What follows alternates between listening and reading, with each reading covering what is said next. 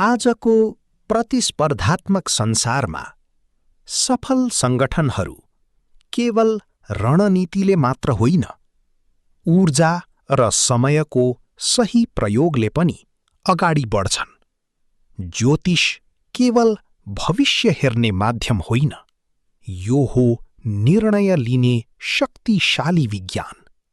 सही समयमा सुरु गरिएको प्रोजेक्ट, अनुकूल ग्रह दशामा गरिएको लगानी, नेतृत्वको ऊर्जा मिलाएर बनाइएको टिम, यी सबैले सङ्गठनलाई साधारणबाट असाधारण बनाउँछ।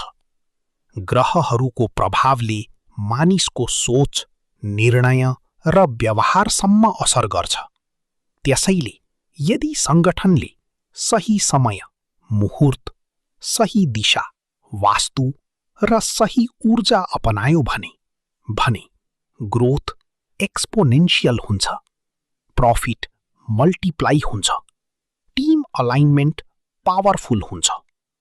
यो केवल विश्वास होइन, यो हो एन्शियन्ट इन्टेलिजेन्स प्लस मोडर्न स्ट्र्याटेजीको कम्बिनेसन। जब सङ्गठन ब्रह्माण्डको ऊर्जासँग मिल्छ, त्यसको सफलता अपरिहार्य, इनेभिटेबल हुन्छ। अब समय आएको छ एस्ट्रोलोजीलाई लग्जरी होइन, स्ट्र्याटेजी बनाउने।